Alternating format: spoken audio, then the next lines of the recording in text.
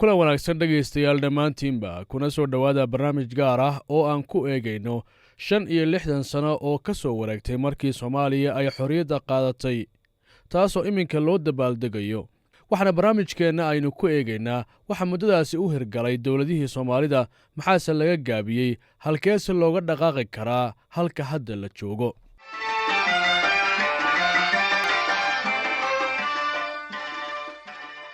Soomaalidu waxay safka hore kaga jireen dadyowgii Afrika ee doonayay gobonnimadooda markaas oo dacal ilaa dacal qaaradda ay ka dhacaysay dabayl xornimo doona daakhiliyad 10 sano ah oo maamul gaarsiina kadib sanadkii 1960kii ayay Soomaalidu heshay xorriyad ay ka qaateen gumaystayaashii Ingiriiska iyo Talyaaniga.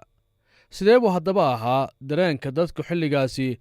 waa kan aadan axmed meygaag oo ka mid ahaa dadka nool ee taagnaa markii ugu horreysay ee calan Soomaaliyeed laga taago ciid Soomaaliyeed. waqtiga dadku waxay ahaayeen maalinta ay calanka qaadanayeen waxay maalin aad u farxad badan, dadku waa wada faraxsanaa. farxaddii maalintaa jirtay wax la soo koobi karo aad bay u wanaagsan. ka sokow dareenkaas iyo shucuurtaas, kaadiriinta siyaasadda iyo shacabkuba ma ahaayeen kuwo u diyaarsan hanashada dowladnimada.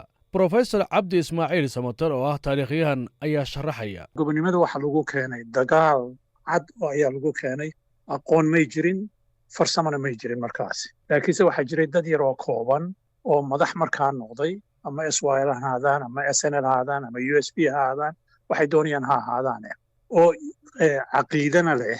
markaa qolada madaxda ahayd waxoogaa way fahamsanayd dadweynuhu inay isticmaalka ka takhallusaan mooyaane waxay dowladnimadu tahay lama fahamsanayn walaal. ha yeeshee aadan meygaag ayaa qaba inaysan marka hadda waxa yaalla uu eego aysan isaga la ahayn, inaysan u diyaarsanayn Soomaalidu xilligaas in la gaarsiiyo xornimo.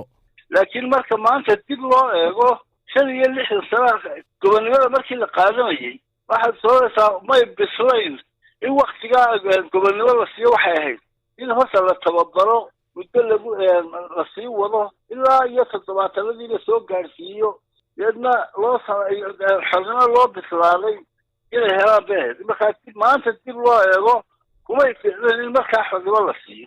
markaas ay Soomaalidu qaadatay xorriyadda waxa dunidu ay ka soo doogtay dagaalkii labaad ee dunida, waxaase weli dambaaburadiisu ay sii hulaaqaysay dagaalkii qaboobaa.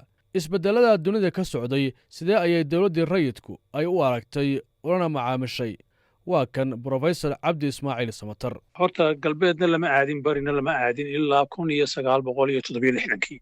laakiinse waxay aadan cabdulle iyo cabdirashiid cali sharmaarke iyo cabdirasaaq xaaji xuseen iyo dadkii la shaqaynayay waxay fahmeen in dagaalka quwadaha waaweyn ka dhexeeya inaan lagu milmin, haddii kalena innaka ina saamaynayo, oo haddaan qolo raacno qolada kale hay xilfaha inoo qaadaso. marka inay iska ilaaliyaan inay reer galbeedna ku dhismaan, reer barina ka dhismaan, wax weyn bay ahayd. 9 sannadood oo ay dalka maamulaysay dowladdii rayidka, maxaa lagu xasuusan karaa waxyaabihii la gaaray iyo waxyaabihii laga gaabiyey?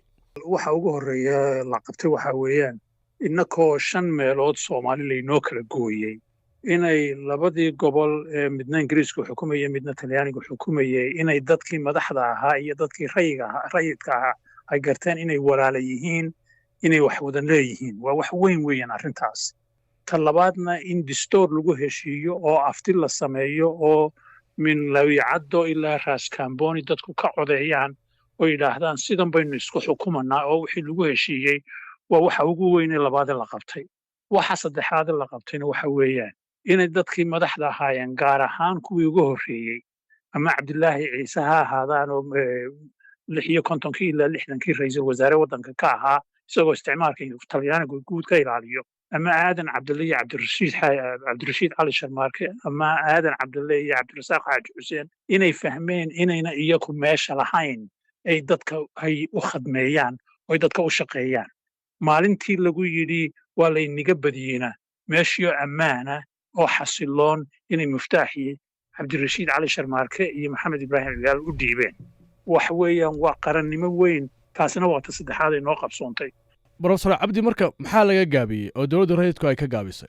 aqoon badan dadkeennu may lahayn. marka horta aqoontii in la dhiso, aqoonta sidii loo dhisi lahaa waxoogaa waa laga gaabiyey. amuuraha laga gaabiyey kuwaas ayaa walaal ka mid ahaa. waxyaabahaas gaabiska ahaa iyo eedeymo kale oo musuq la xiriiray oo loo tiriyey dowladdii rayidka ayaa dad badani qabaan inay soo dedejisay inay xukunka afgembi kula wareegaan ciidamadii militariga sannadkii 1969 xukunkaas militariga ayaa haddaba tirtiray wax kasta oo ka horreeyey 21 sano oo militarigu maamulayay dalka. maxaa ugu mudnaa waxyaabihii ay qabteen, maxayse ka gaabiyeen?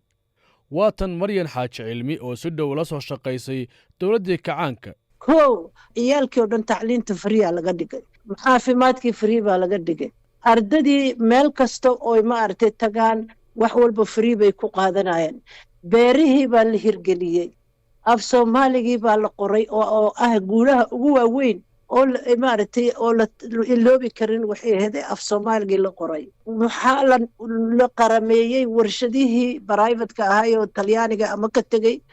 waxaa kaloo xusuus mudan soomaaliya military ahaan waxay ahday dowladaha farakutiriska ahaa ee maaragtay muxuu ahay africa quwaddeeda lagu tilmaamo. qaladaad weyn dowlad walba way samaynaysaa. horta markaan ku yiri judiciarygaa la baabi'iyey, sharci dejinta waddanka lama soo dejin jirin, wareegto wax la yidhaah ayaa madaxtooyada ka soo bixi jirtay oo qodobkii 26 article lagu dabaqay. laakiin ayagaa markii ugu horreysayba dhexdooda ay ka bilaabatay in maaragtay rag ayaga ka mid ee tuhun lagu tuhmay oo la toogtay oo ka mid ahaa allah u naxariistay jenaraal caynaashe gabeere iyo maxalahadeen. waxaa dhacoo kale markii oo madaxweynaha laga dhigay the sole person oo sharciga asaga maaragtay la siiyey awood inuu ku qabto wax walbo. sharciga qoyskana wuxuu ahaay kii ugu weynaay oo kacaanka lugta la galay. raggay dumarka waa siman yihiin, 10 wadaadaa lagu toogtay. xukuumadda militarigana waxay fulinaysay muxuu ahay danteeday fulinaysay. constitutionkii dalka waa la baabi'iyey. marka golihii sare kacaanka unbaa talinayay. 1977 waxaa golihii sare kacaanka go-aan ku gaaray in Ethiopia la weeraro, laakiin ruushkii wuu ka hor yimid, waana ruushka qofka siinaya armamentka Soomaaliyeed. taa marka marna waa lagu guulaystay aan dhihi karin, marna waa lagu guuldaraystay. qaladaadka meelaha tii ugu weyneed bay ahayd. taa marka waxay keentay guuldarro weyn waddanka dhexdiisa. qofkii hadlo, qofkii maaragtay wax ka sheego dowladda waa maaragtay xabsi. waxay samaysteen maxkamadda badbaadada la yidhaha, maxkamad oo aan ahayn judiciary oo laakiin ayaga ay samaysteen. xukuumaddii kacaanka lafteedu waxay maamulka qabatay iyadoo ishardi u dhexeeyo quwadihii bariga iyo galbeedka. in kasta oo ay dhinac raacday, sidee bay haddaba iyaduna u maaraysay isbeddeladii dunida ka taagnaa? markii ciidanku qabsadeen sanad dabadeedba xodxodashaa horeba u soo jirtay. si degdegana waa loogu milmo. waxaa la yidhaha naku waxaanu nahay hanti wadaag kacaan baanu nahay. waxay caddaysay markiiba in ruush la noqday. markaa Maraykanka iyo xulafadiisa reer galbeedkuna waxay goosteen markaasi inay innaka xilfaha inoo qaadaan, oy kuwa inaga soo hareera joogay hareeraheenna Afrikaanka inay awoodda siiyaan. taasina waxay keentay markaasi cadaawad badan oo reer galbeeda iyaguna ibtilooyin markaa ay nagu soo sii daayeen. laakiinse waa khalad baa dhacay waagaasi, jabkiina taas ayaa keentay. dowladdii labaad ee dalka ee ay hogaaminayeen militarigu ayaa dabayaaqadii sannadkii 1980 ay ka hor yimaadeen jabhado hubaysan kadib markii loo tiriyey inay geysteen tacadiyo ka dhana aadanaha, xarig iyo gabadfallo kale. taas ayaana horseeday inay meesha ka baxdo dowladdii dhexe ee kacaanka, markaasoo jamahduhu ay gudaha u galeen magaalooyinka Burco, Hargeysa iyo Muqdisho. marxaladahaas kale ee dalka uu galay ayaa dhaliyey burbur, dagaallo sokeeye, xukuumad la'aan iyo Somalilan oo ku dhawaaqday jamhuuriyad iskeed isku maamusha. fowdo iyo dagaallo sokeeye oo dhaliyey dhimasho tirabeel ah iyo qax baahsan. magaalada Carta ee dalka Jabuuti ayaa lagu unkay dowladdii saddexaad, iyana waxa ay martay marxalado soo kabasho iyo dibudhis ah. mar kale dowladda Soomaaliya ee xilligan waxay dhisan tahay iyadoo marxalado isbeddel ah ay gobolka iyo duniduba ka socdaan. haddaba 65 sano kadib, ma muuqataa in dowladda Soomaaliya ay u diyaarsan tahay isbeddellada dunida ka socda? maanta ta joogta ama gobollada ha joogaan ama xamar ha joogaane maba fahamsana adduunku siduu shaqaynayo. diyaar iska iloowe. 65 sano oo ka soo wareegtay markii dowladdii ugu horraysay ee Soomaaliya ay curatay sannadkii 1960. maxaa laga soo bartay xilligaas? haddase halkee looga dhaqaaqi karaa meesha la taagan yahay? jihada hadda la joogo waa midda ugu xun haddaanan systemka dowladnimada iyo qabiilka la kala saarin haddaan 4.5kii loo maleeyey inay tahay dan iyo muxuu ahay dowlad system dowladeed la kala saarin u malay maayo soomaali inay halkaa ka soo noqonayso iyadoo haddana dagaallo dhowr nooc ku jirto waxa weeyaan horta ilaahay hayna badbaadiyey isbadbaadin weynaan soomaali ku leh ta labaad waxa weeye si quran un baynu kula tartami karnaa kuwa jaarka haynu nahay iyo adduunkana haynuga mid noqon karnaa war soomaalinimaha loo soo noqdo